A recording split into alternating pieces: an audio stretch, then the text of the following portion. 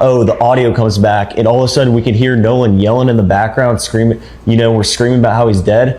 What did you just say, Warren? Let's slow it down. Oh, the audio comes back, and all of a sudden we can hear Nolan yelling in the background, screaming, we're screaming. At this point, we already know that the CTO call is real, but Warren yet confirms again himself out of his own mouth saying that Nolan was in the background screaming. And then you saw how he paused, and then he's saying, they just telling on themselves. Like, we wouldn't know, because from what I've known, no one has never said anything about, we literally are hearing Nolan screaming in the background. We've said a lot of people, other people that were on the boat were screaming, not Nolan. What the hell do you think we care about dying if you're going to deny us the right to live? Should you try to pretend that I'm crazy? Because I want America to be saved. I have spoken to you a lot of times in hatred and anger, and you have not heard me. Well, you had better hear me today. It's because you consider me a vagabond leader that I'm not to speak here. Well, you had better cut those neckties off of them black boys that you put in our district. You gotta laugh at how stupid y'all are. So Snapchat will send you a text every holiday. Happy 4th, a whole thing. Y'all deleted that. That's tampering. That's proof shit was deleted out his phone. Y'all not thinking. No wonder y'all nervous. And now she's subpoenaing everything else to. You couldn't be no dumber than that. Y'all could at least cycle through what you wanted. But delete the whole history? That's crazy. That's crazy. No one texted him on the 4th of July, happy 4th of July. None of y'all friends, nothing. That's crazy. Can we cover it up? She did. Can we cover it up? Because they don't know what's happening. And I'm from the pits of nigger hell, and I know what's happening. If you won't listen to me when I make an appeal for the Negroes because you have no concern for the Negroes, listen to me when I make an appeal for America. You claim you love America. Well, we love America. But you are driving us back, and you are making a Samson out of us, and we are going to pull down the pillars. This is something a little bit shocking. Somebody just reached out to me on Facebook. He's verified that he has been talking with the investigators, as you can see in this screenshot. And I'll just read you our conversation. I was on Horn Island on the 4th. I have information I will share with you, but for obvious reasons would like to keep certain parts a secret as they would absolutely damage the investigation. Let me know if you want. I've had several conversations with investigators. I can be seen in the video in question regarding an altercation. I said, oh, sure. Were you really there? I was there during the video in question. I can be seen on the far right walking away. Okay, great. What would you like to say? I will not use your name or anything. Then he sent me these screenshots of the phone calls. I said, I believe you. What would you like to share with me? Thanks. I've been working with investigators. I walked through right after a real fight broke out. I didn't see Nolan or the friends he rode there with around, but I have reason to believe Nolan was part of that fight. What do you think happened to Nolan? Why do you... Mobley, are you a medical doctor? Yes, no. I know how to examine forensic evidence based on the countless homicides Listening, that I've tried. not hearing, yes, no. You're not a medical doctor. I'm a jury doctor. Are you a medical examiner? I am not. No. Put up the back diagram, the back of the head of Nolan Wells from the second autopsy right now. You know what? I give it to you, Mobley. You're a great trial lawyer. A medical examiner, you ain't. And I don't know why you're saying people are latching onto this, grabbing at straws. I'm looking right at it, man. Should I believe you or my lying eyes? I am looking at the second autopsy. And I have questioned multiple actual medical examiners, actual doctors that say that means something. Put him up again. In what world? In what world would the first medical examiner remove Nolan's throat if it did not have something probative about it, something that proves something? Did they remove his toe? No. His elbow? No. His eyeball? His nose? No. They took his throat. Do not tell me that a medical doctor, which you are not, took a throat out of this young man because it means nothing. And then, you know what? I can't even hear you. Straight out to Joe Scott Morgan joining us, professor of forensics, death investigator. That second doctor did not highlight that in red for nothing. That doctor is not grabbing at straws, as Mobley said. I don't know why he's saying that. It's in the report. If you read right here, official sworn police report, they have to have some type of proof to have all this information. Tell me why it's labeled as a Tidecraft INC. You know, the boat that Bart was driving? When in fact, it's not a Tidecraft. Type in the VIN number. It is in fact a Tide line boat. These two types of boats are totally different, one being larger than the other. Now, this is the 22-page report that the MDMR came out with that was allegedly obtained by witnesses. Now, the issue is this. Boat number 2 states that it's a Frontier Bay, right? I stated right here, Frontier Bay, boat number 2 is no longer in its original position, consistent with the fight video still. It states right here, boat number 2, Frontier Bay. This is a specific label they gave to Bart Edmiston Jr.'s vessel. Tideline Boats is a high-performance custom-built offshore and hybrid fishing catamarans designed for serious inshore and deep-sea fishing, which is what the boat is. It's not a Tidecraft boat, which it's labeled as. So visually, someone thought it was a Frontier Bay, correct? So tell me this. This is the report made up by witnesses. This is not. This is the official sworn police report. So why the fuck y'all lying on your report? Because that's not the make of Bart Edmiston Jr.'s boat. Tidecraft boats, historically known as a vintage manufacturer of fiberglass and aluminum bass boats, usually smaller utility, luxury tender, and sport watercraft. Agent lied about what he was wearing and said he was fully clothed. The MDMR report is lying. The police report is lying. 3 strikes and y'all are out. I found out that the father of the girl who allegedly threw the party that night, used to work at Oracle. The phone in the Nolan Wells case. I have a message directly to DA Angel Myers McGrath from a former prosecutor who did the same job you did, 30 years criminal trial experience, certified criminal trial lawyer, former head county prosecutor. Please listen carefully.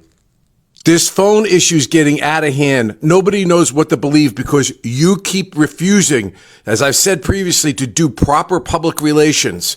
Now, supposedly, there's a letter out there that says you agreed in July to have the phone examined with the experts from the family at a specific location and in a specific way, and that they are ready, willing, and able, and gave 4 dates this week where they would be willing to surrender that phone for examination.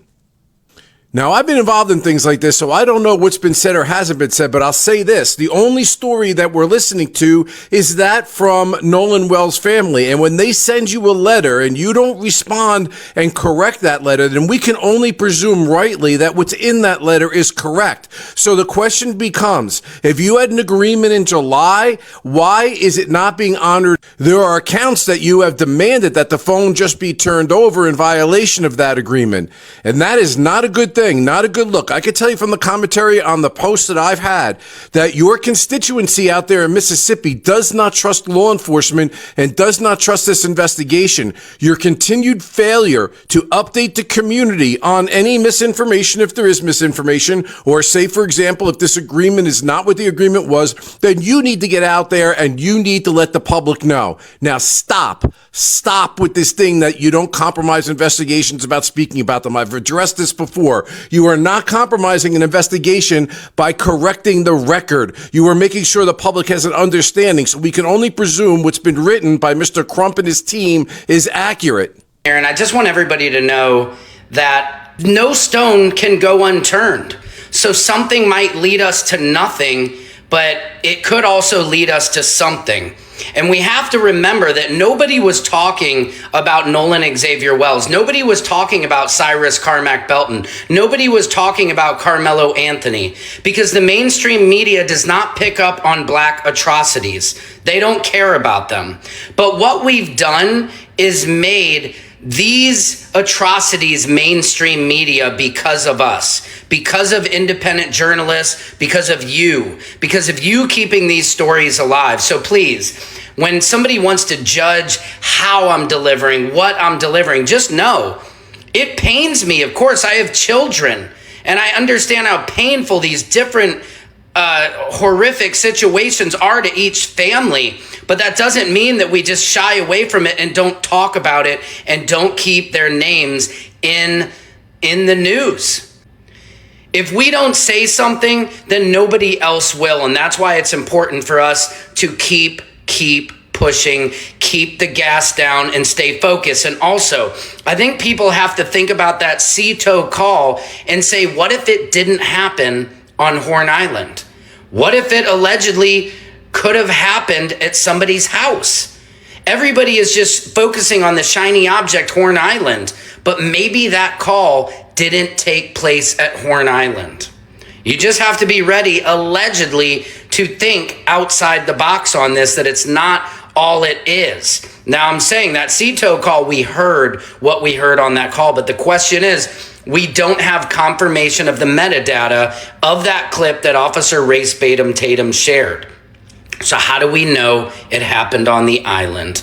All I want is justice for Nolan Xavier Wells and his family, and that is my intentions. No justice, no peace. That phone is vital to any grand jury presentation. If you don't get that phone and you don't download it, then you are going to look like a bum no matter what it is that you do, and nobody will ever trust the investigation. To be honest with you, I wouldn't trust it either. That phone is vital. There is allegations that there's destruction of evidence that's on that phone, and we need to see what's on it and what's not on it. And for the rest of the folks that are out there, understand, they're not going to be going through the phone picture by picture, page by page. This is downloaded into a computer program called Celebrate, and from there, there's extractions that are done, mirroring of the phone, and then both sides can be confident they have all of the information. There's nothing wrong with that. Now, DA, I can hear you say, well, we're going to be setting a precedent that everybody thinks that they have a right to have their people there when they examine the phone. Well, you know what? I don't know, and I don't care. If you agree to that in this particular situation, we'll look at it like a one-off, but the community, me, everyone out there, and certainly the victim's family need to know it's been done in the right way. So get off your ass and get that phone examined one way or the other. Was not. Listen. At 9:56 a.m. No. Walk him down, Auntie. Walk him down. Walk this nigga down. Before he even answered, Auntie brought the PowerPoint out for him. Auntie brought the PowerPoint out for him. Before he even the PowerPoint came out. 9:56 a.m. The boat leaves the original dock.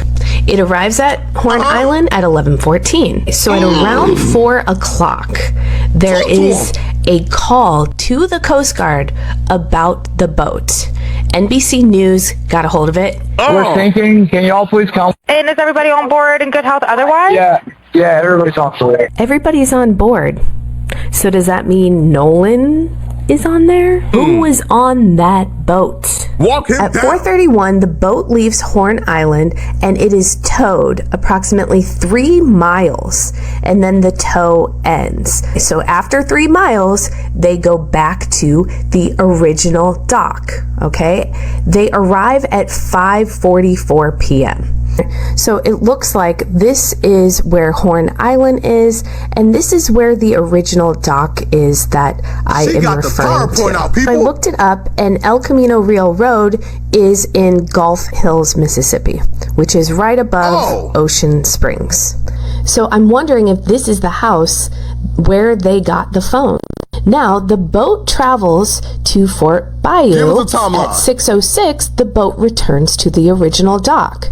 Then, from the original dock, the boat goes back to Fort Bayou, and then they go to the boat launch, and it is put onto the trailer and moved by the vehicle. Did they drop people off at the original dock, travel to Fort Bayou, pick somebody up, and go back to that original dock?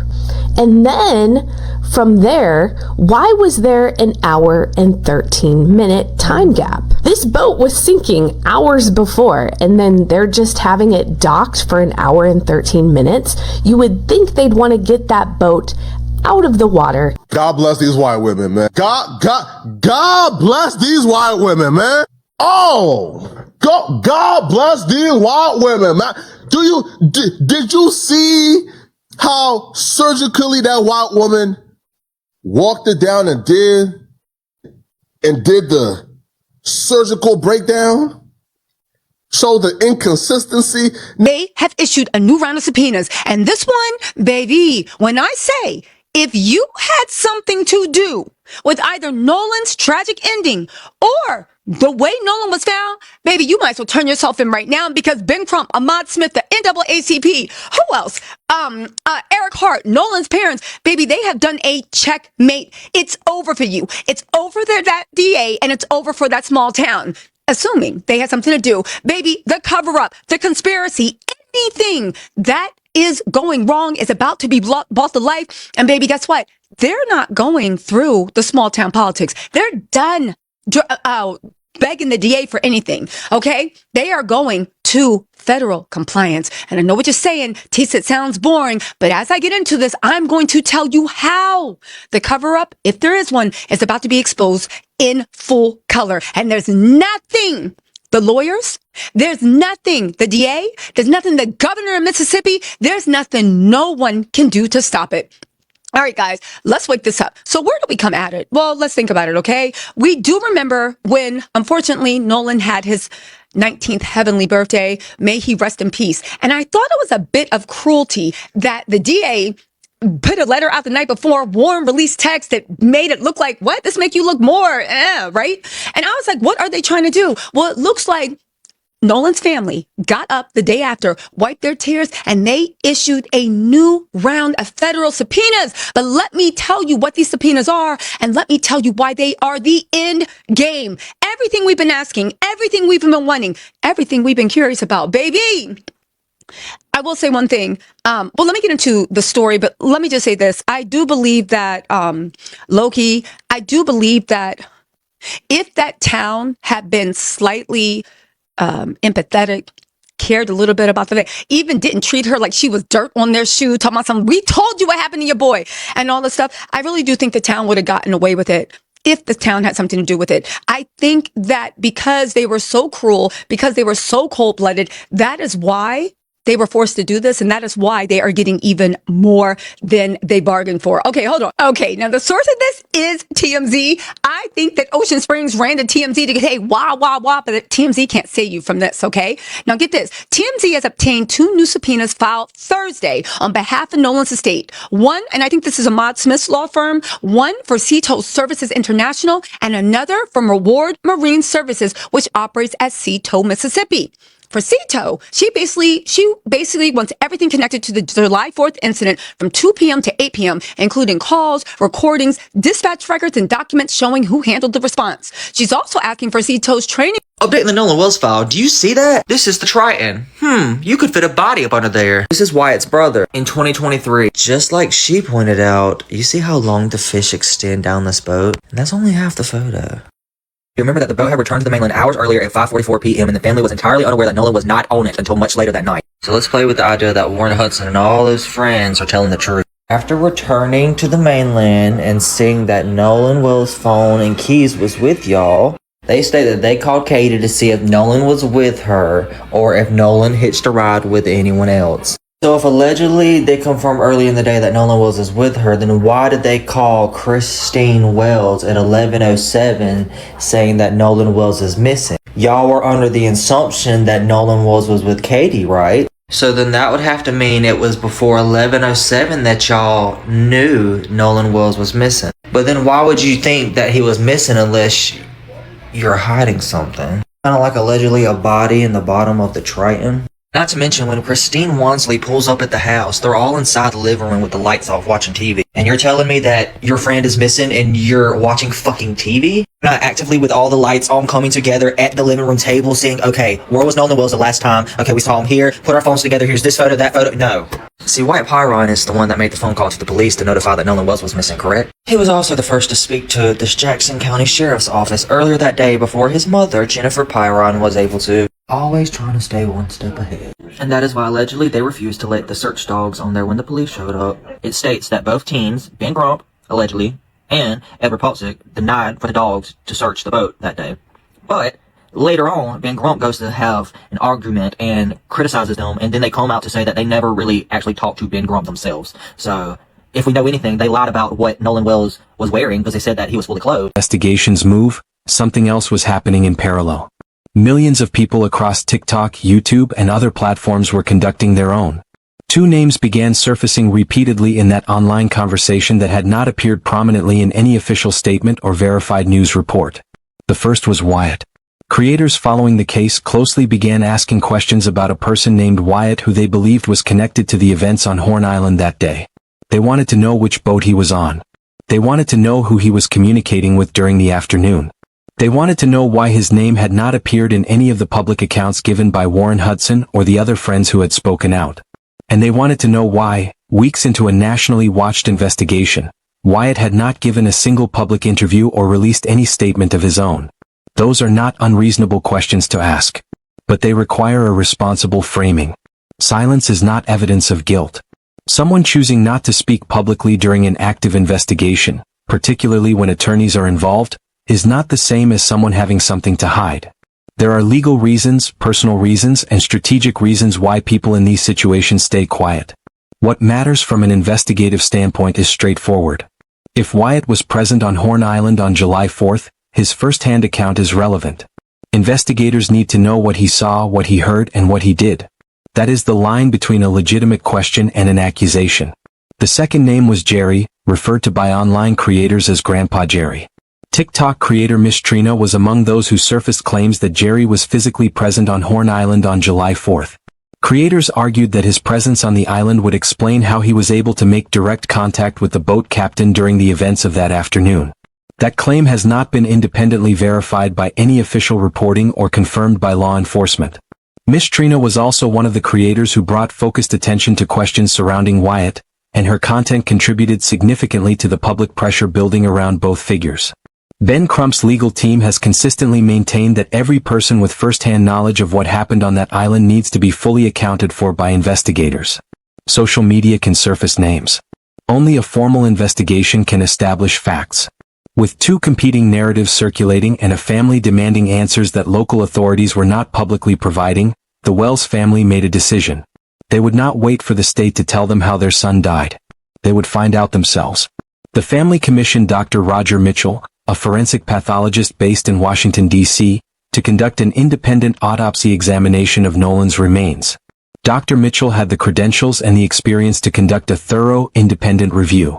The family trusted that his findings would give them something the official process had not yet delivered: clarity. On July 22, Ben Crump stood at the NAACP National Convention in Chicago alongside Christine and Elmore Wansley and announced the preliminary results. The room was watching. The country was watching. And what Crump revealed was not the definitive answer anyone had hoped for. Dr. Mitchell classified both the cause and the manner of Nolan's death as undetermined, pending further investigation. The examination found no skull fractures, no deep tissue injuries that could clearly account for how Nolan died. But it did find something that could not simply be dismissed. There was an area of red discoloration in the tissue at the back of Nolan's head. Dr. Mitchell described that finding as inconclusive.